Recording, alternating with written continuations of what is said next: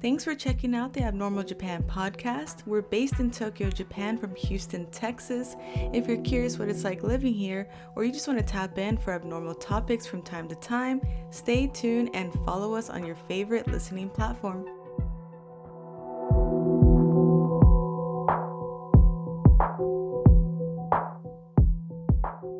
Hey everyone, I'm your host Bree. Last episode we talked about romance norms and how amatonormativity affects intimacy amongst relationships. So check that out if you missed it, and if you want to learn more about that topic from our perspective, check it out. And if it's your first time listening to our podcast, welcome. We cover various topics such as travel, life in Japan, true crime, LGBT+, and more. So stick around if you enjoy those topics. And as always, I'm here with my co-host. Yo, what's up? So I might sound a little bit different. Spring is in the air. I saw sakura blossom blooming.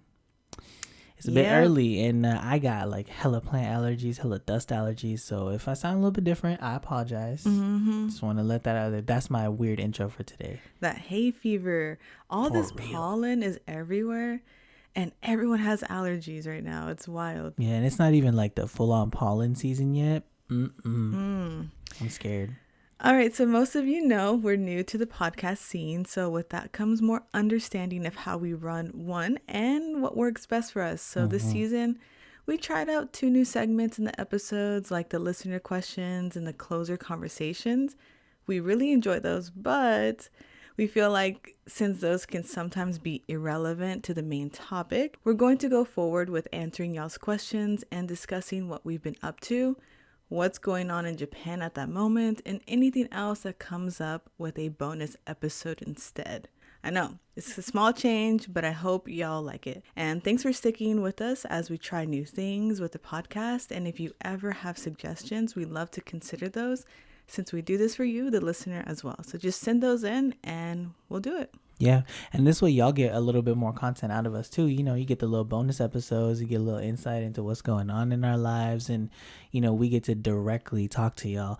And if you're not about that, you'll still get the episodes about the content. You know, you'll still get the topic episodes and all that. But we like to share, so y'all get a little bit extra. Yeah, it's mainly just so that it's more chill and that we don't have to, I guess, rush the topic to fit everything in. But yeah, so after this episode, check out the bonus episode after this. Yeah, and that way we can just get into today's topic. Yes, let's get into it. Okay, right. So in honor of Black History Month, we wanted to share what we learned about Yasuke, the African samurai. As always, we enjoy finding topics that have intersections with Japan and that aren't as common topics to discuss. Right.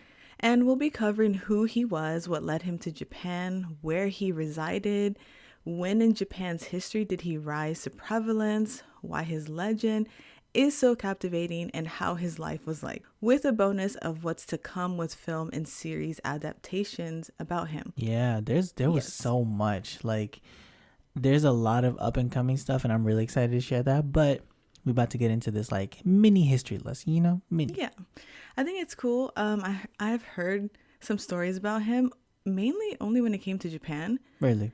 Yeah, and you know, I know there's stories, there's books, you know, so many people have written blogs about him. Yeah. And I'm like, you know what? I want to learn more, so let's make an episode about it. Yeah, apparently the legend is not like that uncommon. And even like recently, I think a couple years ago, Lupe Fiasco was out here doing like sword kata and people were clowning him. But I'm like, I mean, there was a black samurai though. Yeah, it's true. All right, so let's get into who Yasuke was and what led him to Japan. You want to take it off, Ashish? Yeah. So there's a lot of mystery, you know, because things in the past, we didn't have Twitter. There was no like timeline recollections, no moments, no Insta story highlights, right? So there's a lot of mystery. So according to one source, Yasuke was a Makua warrior from Mozambique, also known as Kilua, which is a prior name to Mozambique. So Yasuke was a Makua warrior from the Mozambique area who served the Jesuits in 1579 or 16th century Japan. Wow, that's like forever. That's a while ago. Yeah, it's a while, yeah. But yeah, he traveled as an aide to the Italian Jesuit priest. I'm going to try to say his name right. Alessandro Valignano. Okay, yeah. I think I got that. So he traveled with Mr. Valignano. I'm going to say Alessandro. This will be easier. Yeah. He traveled with Mr. Alessandro and his missionary throughout Asia. And apparently, Yasuke at the time was called Yasufe or Yasufe. Not sure how to pronounce that either because Yasuke is Japanese. I know how to do that one. But Yasufe at the time was later given the name Yasuke. So the name he's currently known by. He was given that name when he took service for the Japanese warlord Oda Nobunaga, and he became the first foreign-born samurai in feudal Japan. That's pretty cool. Yeah. That's a title right there. Yeah, there's a lot to dissect there, but apparently he had like Yasufe, Yasuke. He went through like identity changes. He was a traveler, then he became a samurai. This man lived a life. Yeah, and I'm sure as cool as it sounds, there's a lot of, history, especially being a Black man at that time. So I wanted to know, okay, so how was his travel experience? Because I did hear a lot that he was enslaved, and then that's how he got into Japan. But as I read some different perspectives, there was varying speculation. So let's read about his origins. Yeah, so again, one source suspects that, quote, Yasuke was abducted from his family as a child by Arab or Indian slave traders, and he was trafficked through Arab countries and across the Indian Ocean. He likely worked as a slave and trained as a child soldier who fought in Gujarat and Goa in India before being hired as a valet by the Jesuit missionaries from Portugal, end quote. So that source is kind of implying that he kind of traveled through the Arab and Indian Desi world and gained his skills through his travels as an enslaved person. Yes, and like as a child soldier. Right, and at the time, apparently Goa was a prime trading, missionary, and military center for the Portuguese and one of the largest centers of the African slave trade. This to me is not only like super sad, but also like kind of wild, because when you think of colonialism in the India, Pakistan, Bangladesh area, you think of England, but no, the Portuguese were there first, and they were there for a while until the English kind of eventually kicked them out. Yes. So yeah, this is that's speculated that that's where Alessandro Valignano made Yasuke his bodyguard. Okay. So that's kind of the speculation of the slave trade narrative. I do hear that narrative often. And so I found another source that doesn't exactly agree with the slave narrative, that Italian Jesuit wouldn't have picked a random enslaved person to work for him because they believed that Yasuke had to be highly skilled or recommended in order to work for Alessandro from the jump. Therefore, he didn't pick up military training in India, but rather was already skilled before. Okay. So Alessandro was known as... He was very popular in Asia for doing what he was doing, spreading Christianity and all that stuff. Right. So they were like, nah, he wouldn't just pick anybody. So he was like a big name priest. Yeah, I guess that makes sense. If he's not just like anybody, he wouldn't just get anybody. Yeah, so that was interesting. And the source also mentioned that Oda Nobunaga was one of the most powerful and influential lords in the history of feudal Japan, and very instrumental in unifying the country during the Sengoku period, which is true.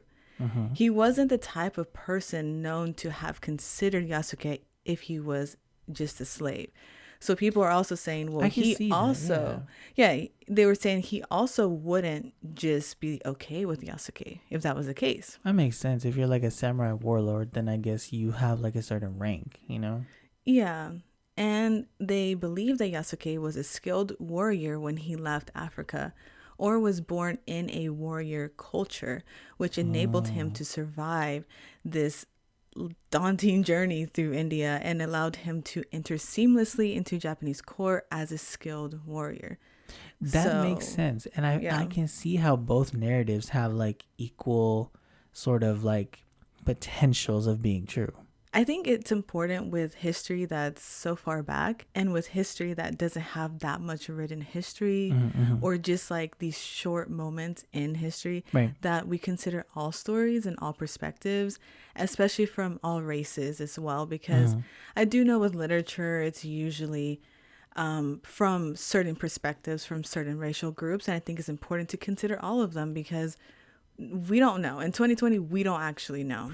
Right. There tends to be a certain level of erasure or Yeah. Stuff like that with history, the victors write history or whatever. So Exactly. History is erased or reconstructed or just hidden. So we don't know, but I think it's interesting. And I'm glad that we got multiple perspectives. So let's talk about when he rose to prevalence in Japan and where he resided and how Japanese people felt about him. Right. So again, a source we have says the first record of Yasuke in Japan describes a 1581 visit to Kyoto. That was the country's capital at the time, right? So en route, the Jesuits missionary passed the port city of Sakai, where huge crowds gathered for a glimpse of Yasuke. And apparently buildings just collapsed under the weight of people trying to like climb all over them and see everybody. Dang. I know, right? It's like when I walk into the mall, everyone's like, oh my God, the foreigner. Oh my God. But I'm sure like this was like times 10,000. Oh my God, yeah, especially if they've never seen an African person before. Yeah. Wow. Or they've just heard rumors. Right.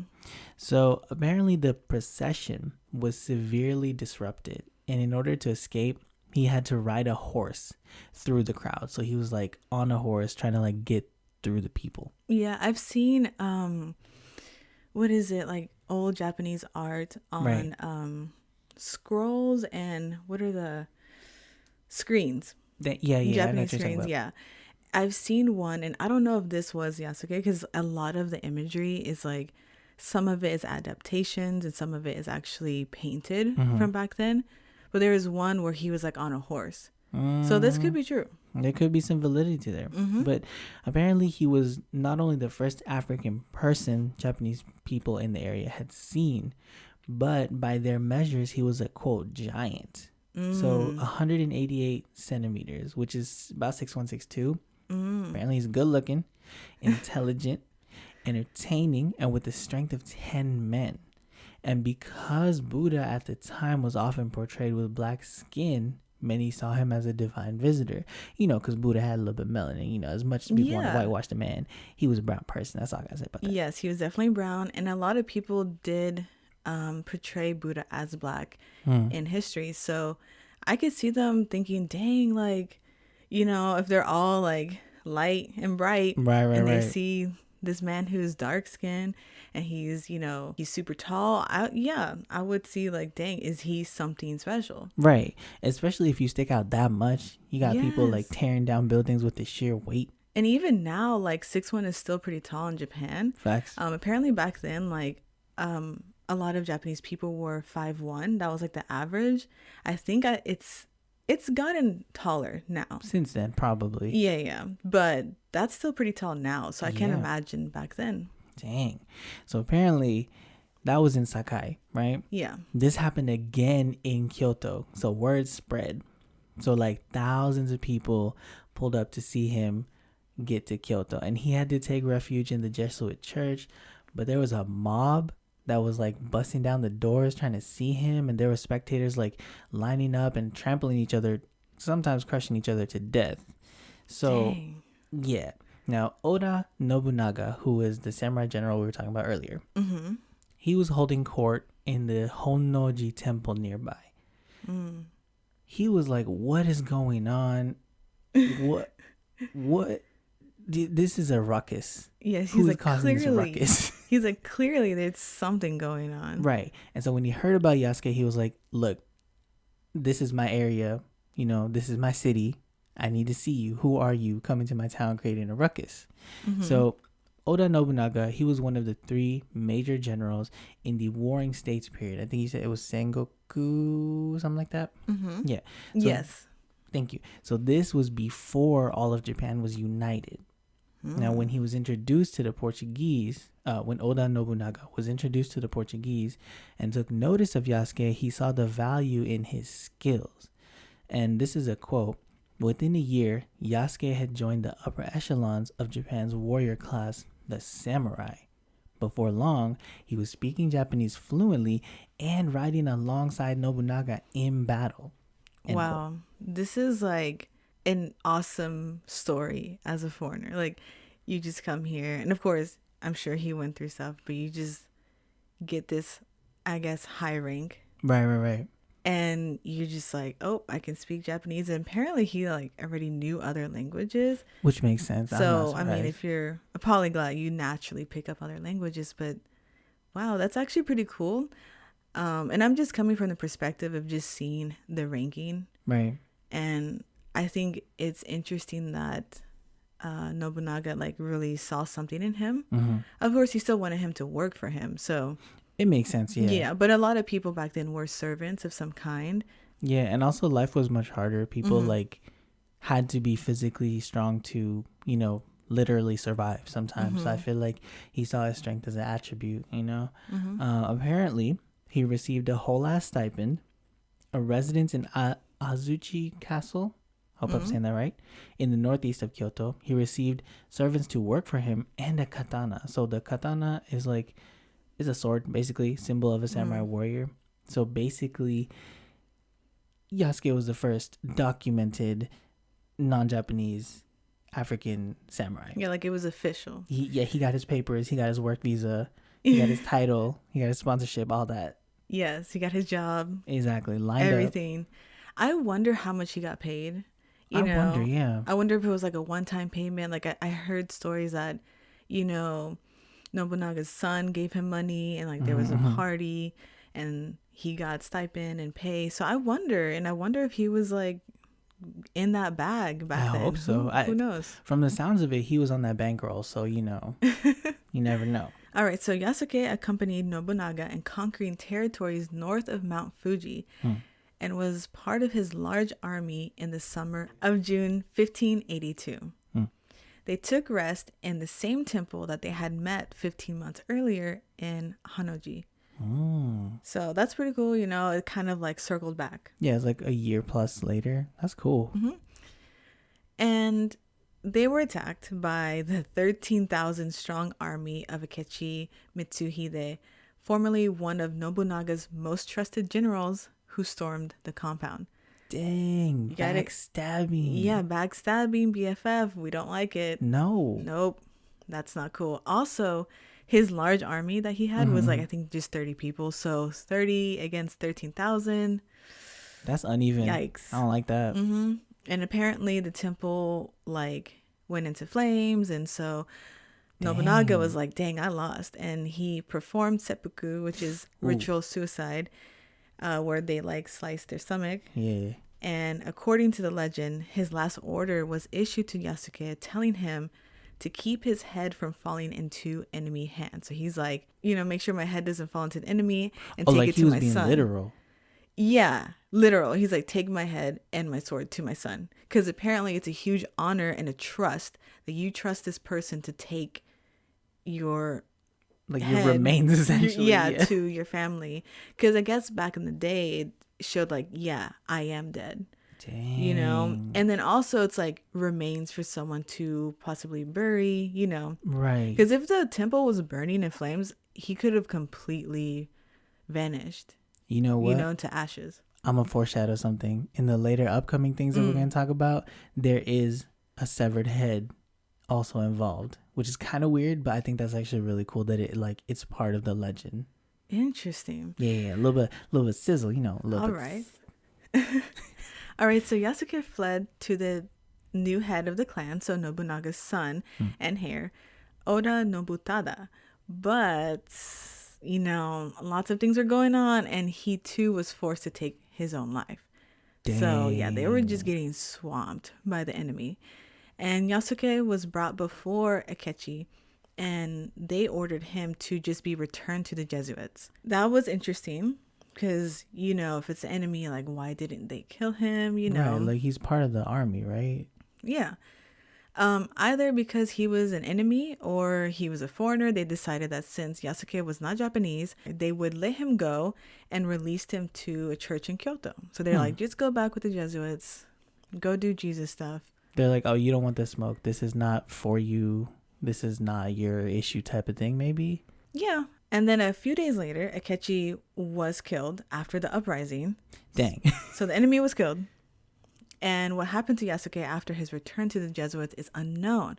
So after Oda's death, Nobunaga and his son records of Yasuke became scarcer, and at the end of his written history, it's debated because after Nobunaga's death, mentions of Yasuke stop there.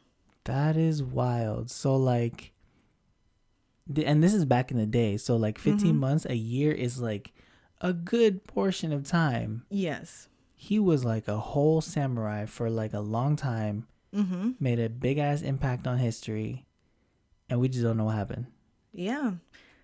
At least written history. I'm sure there was. Okay, yeah. I'm sure there was oral history, and it may have just not been passed down, as time goes on. And also, I mean, if he got his bag, he probably was just like, "I'm gonna go, move on." Yeah. And Japan's real chill. If you find like a good spot, you can be secluded. That's true. Maybe grow some food. That's true. Yeah, there's a lot of nature. He could have just been out there chilling.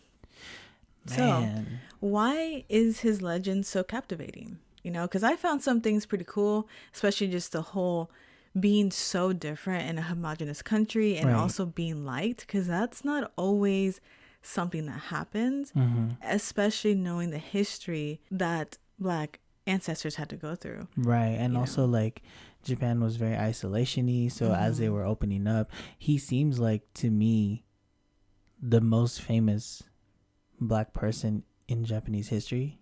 I could be wrong. Maybe we can do another topic on like Black history in Japan or something, but like, to me, this seems like this might be one of the first instances of like, oh, this dude came and like made an impact. Yeah, there's definitely other figures in Black culture that have come through Japan. Okay. So there's definitely other things, but he has had such an impact. Right. So Yasuke was a man who found a way to bring some control in his life in a land that wasn't his own and rose into power off of his own merit.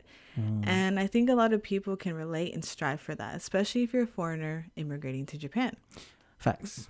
Yeah, because, when you're coming to a new country, especially if it's not your choice, because it wasn't his choice, finding some kind of control, even though it was like a service job and all that stuff, like what kind of options do you have back then, especially as a Black person, Yeah. So his story isn't that well known, and like much of Black history in general, it's being brought into the spotlight, especially, with these Black History Months, stuff like that. But a lot more people are talking about it.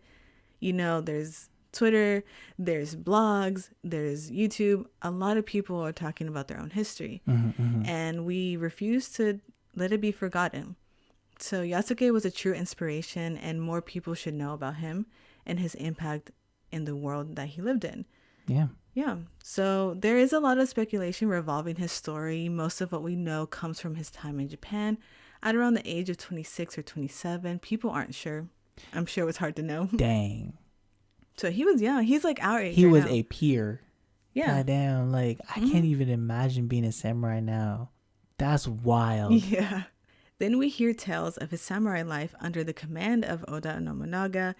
Then there's no concrete ending to what we can find. So I'm sure people try their best to find out more and more and more. And there's like speculations that he became a pirate or he just was farming. I've seen different things and different perspectives, but we really don't know.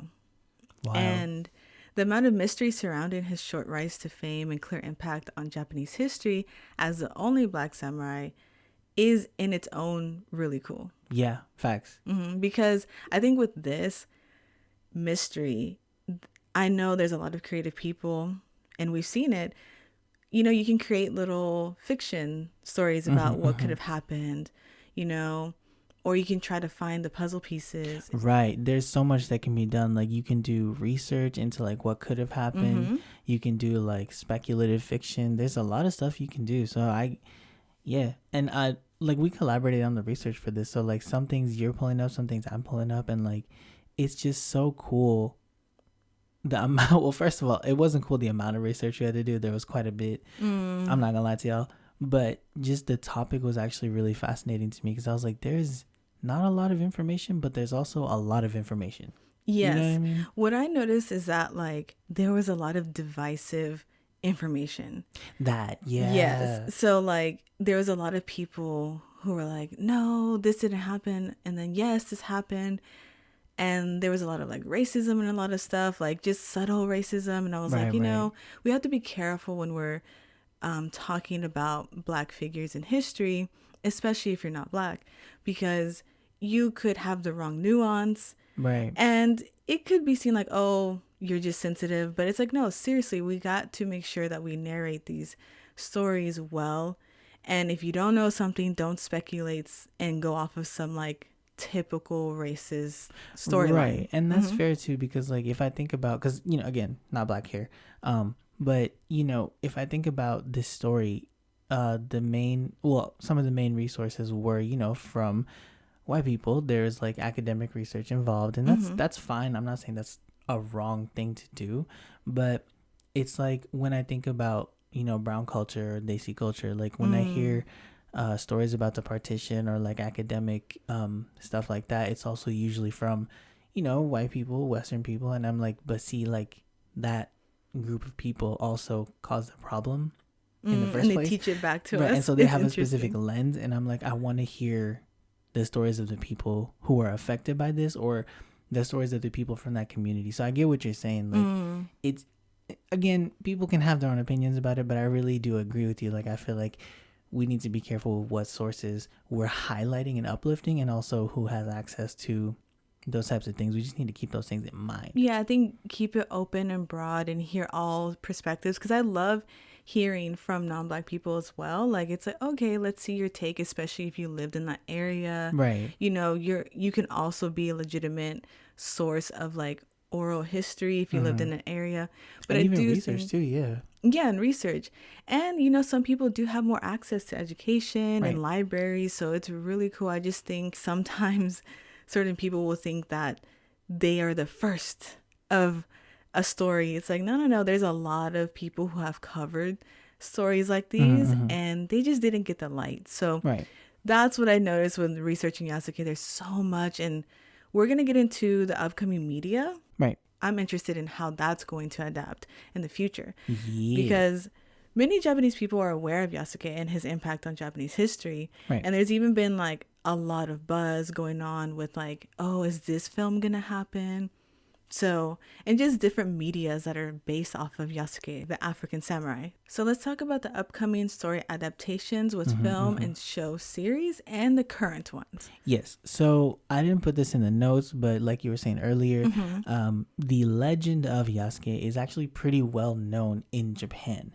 Apparently he's been depicted in, I don't know about that, man. I don't think he's been out here recently, but you know, his character has been depicted in some historical dramas. You know how Japan loves their period pieces and their TV shows and all that. Like, his character has been involved in some storylines a couple of times, I believe. I couldn't find sources, and I'm not big on Japanese TV shows, so I'm gonna let y'all do your homework on that one. If you know any, let us know.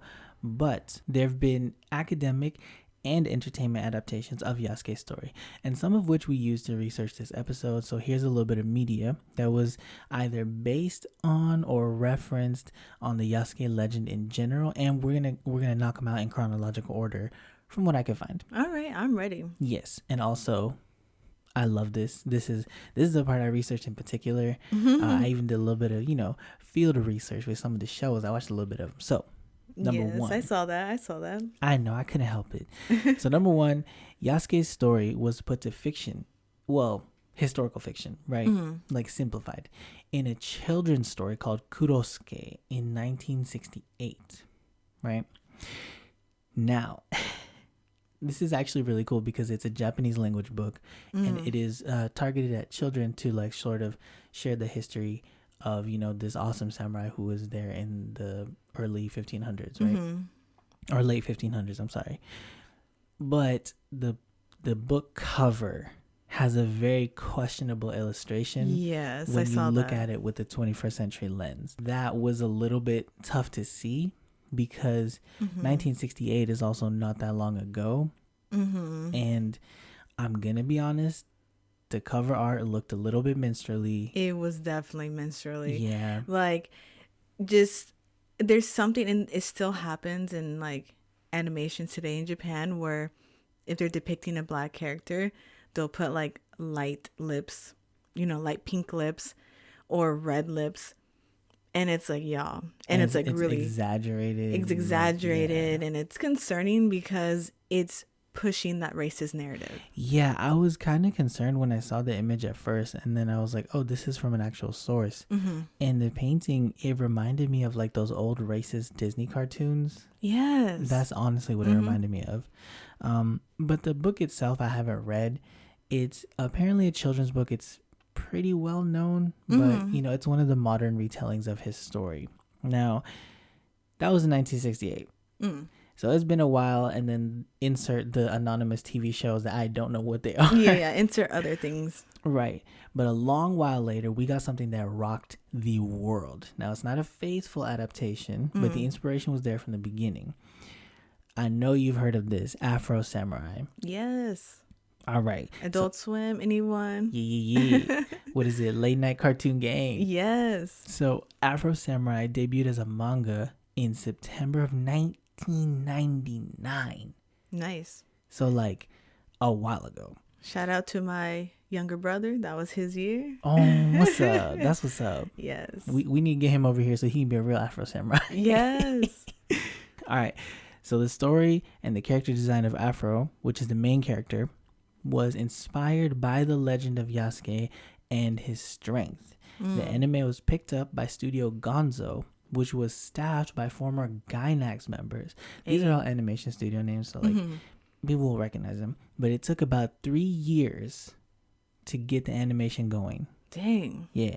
And somehow when they made a trailer, because animation will have like trailers for things where they're like, hey, check out our work. If you want to fund us, if you want to bankroll this, let's go. The trailer that they had made got into Samuel L. Jackson's hands.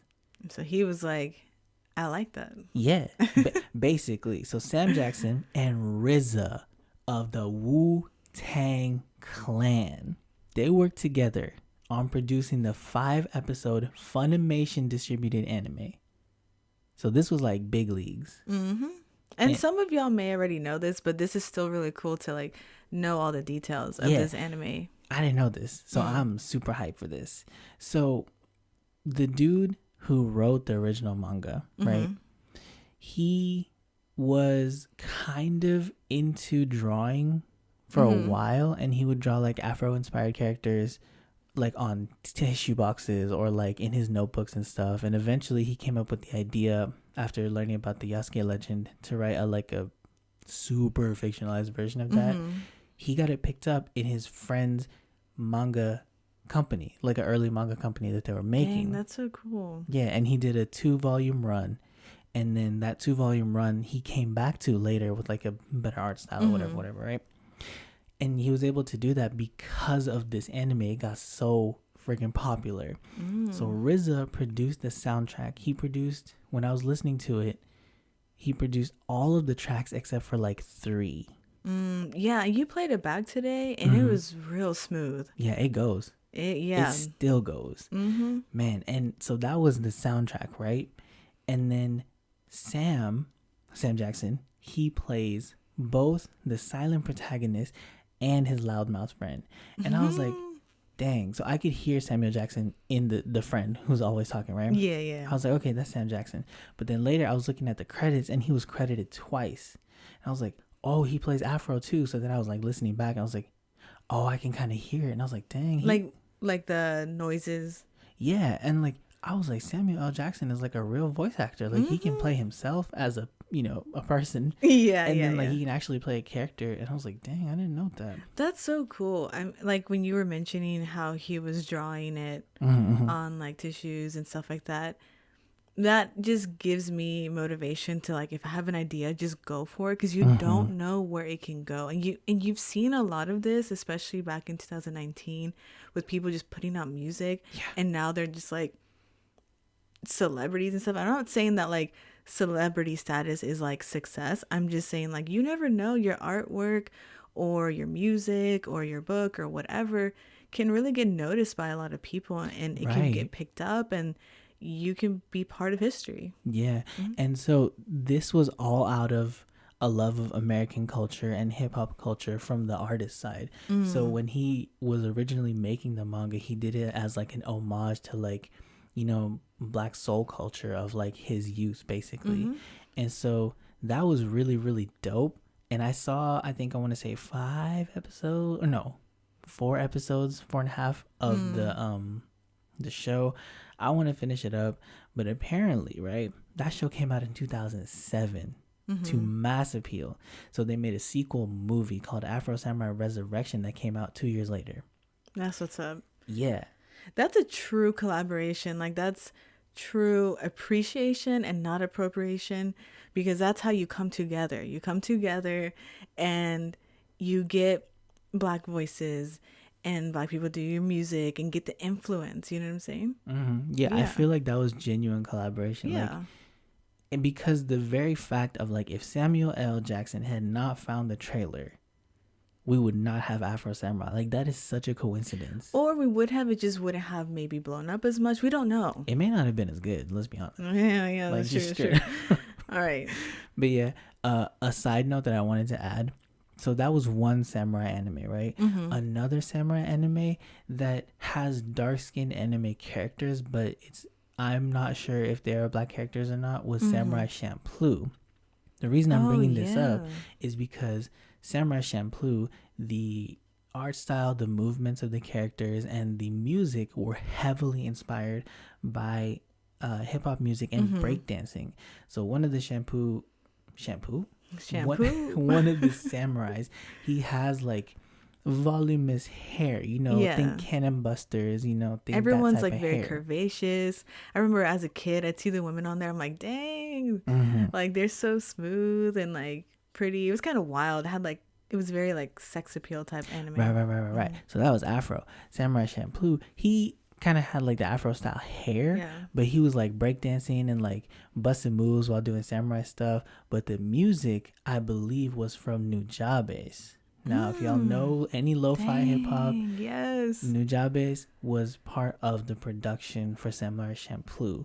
So that's not necessarily related to the Yasuke Afro Samurai thing, but I wanted to give a shout out because they're in a similar vein. There's another collaboration that I feel like was really powerful. You know what I'm saying?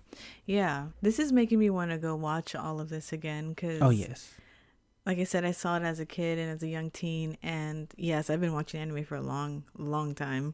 Probably shouldn't have watched those at that young of age, but it makes me want to go back. Yeah, for sure. As an adult, I wonder what we missed. Yeah, or how we like see it now. Oh yeah, for sure.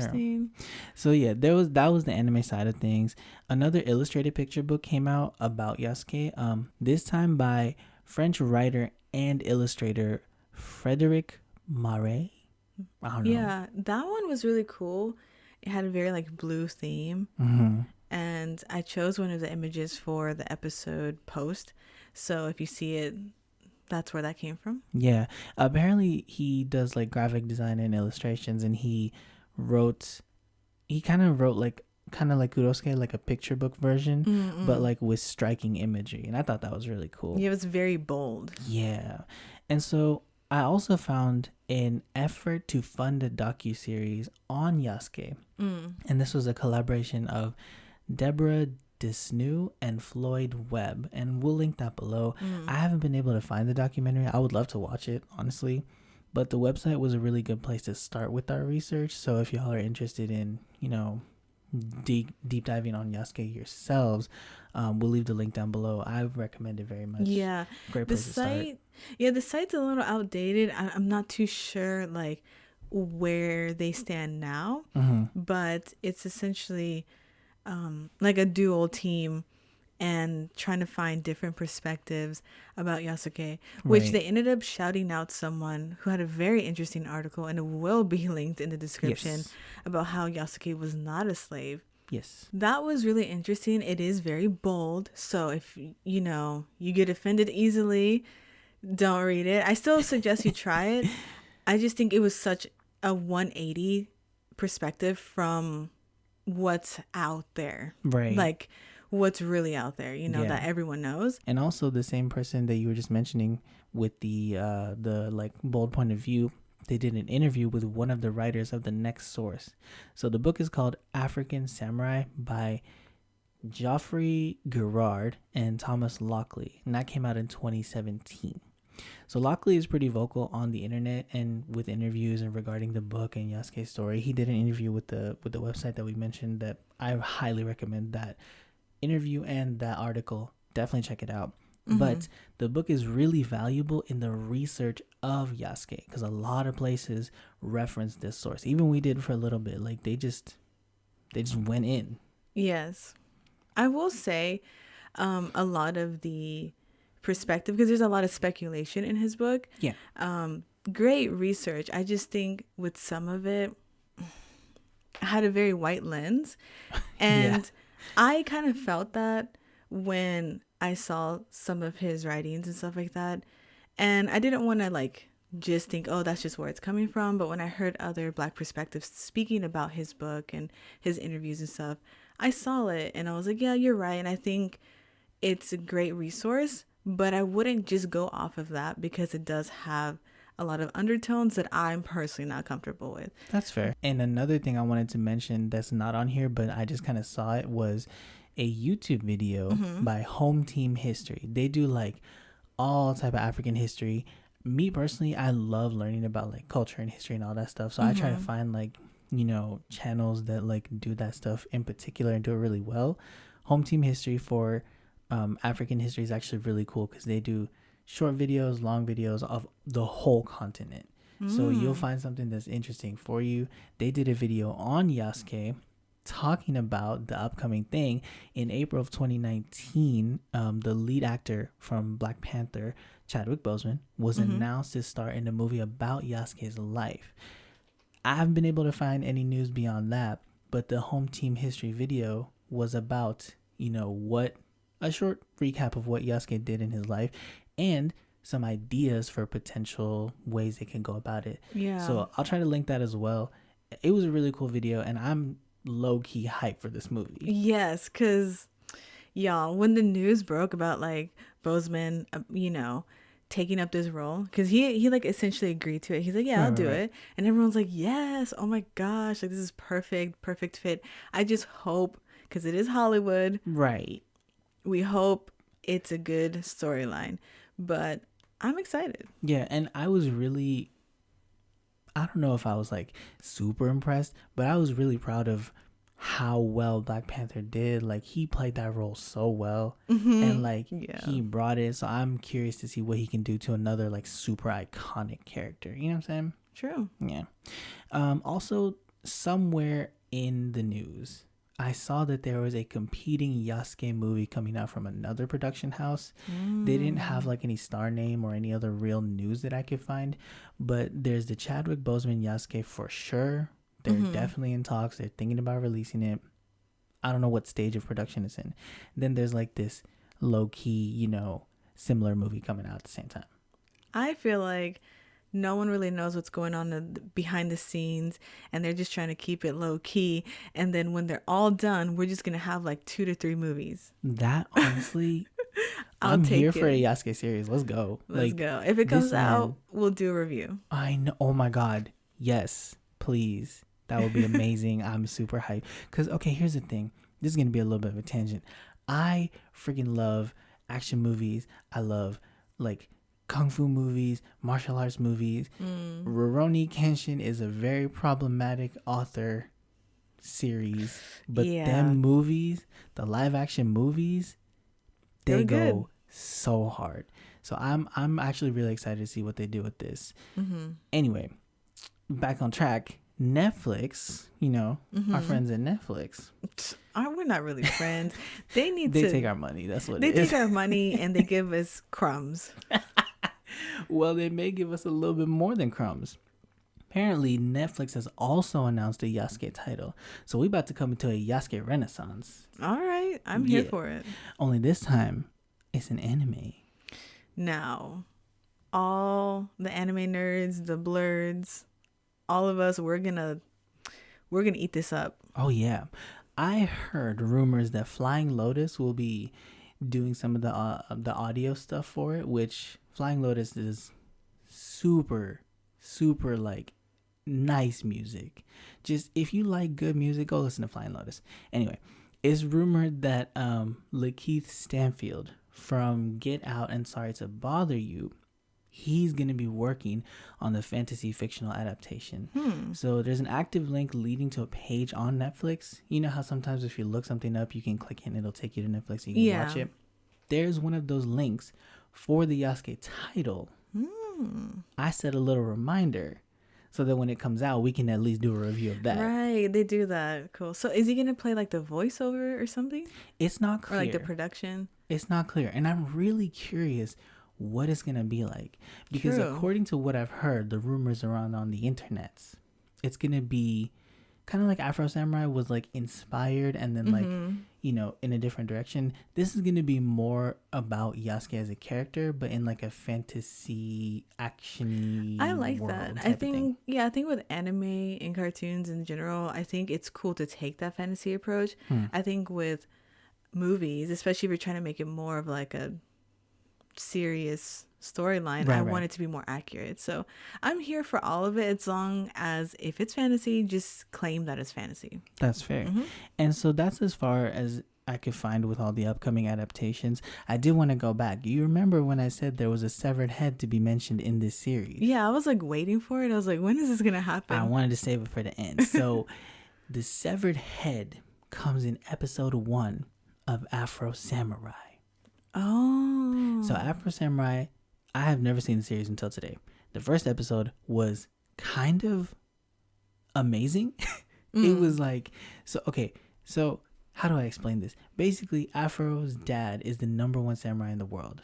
And he's like godlike or whatever. He's got this bandana, right? And if you can get the bandana, you'll be the godlike swordsman. Okay. But the only person that can fight the godlike swordsman is the person with the #2 headband.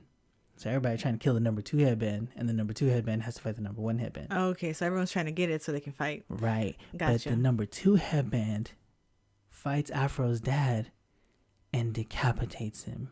And so he tosses the head to Afro, and he's like, man, you're never gonna live this down. Come fight me when you feel like fighting a god. Wow. And so like the poor kid, he actually carries his dad's head around for a little while in a backpack. Decapitated head. I think I remember that.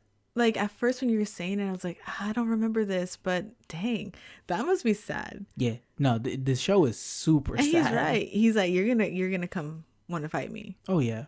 He's like, just grow up a little bit, let that teen rage come in. I'll be waiting. Yes, because we all know there's, what was it, Teen Gohan, anime teens. You cannot stop them, and then they grow up a little bit, and then they're useless again. Yeah. And then they get old, and then you can't stop them again. Yeah. I don't know what it is, but that's what it is. The youth and the elders in anime just have just amazing strength. Like unlimited energy. Yeah. I don't know what it is. I don't know. Maybe the rest of the time they're just stuck paying bills.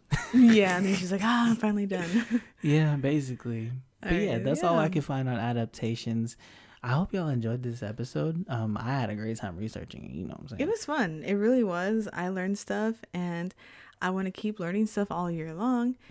So yeah, thanks for listening, everyone. Thank you for doing the research with me, Ashish. Yeah, it was super fun. Yes, and hope y'all enjoyed this episode. We encourage you to listen to multiple perspectives by doing your own readings and research. So don't let this episode be where you stop learning about him. Always keep learning. So let us know your thoughts on his story. Do you have a different perspective?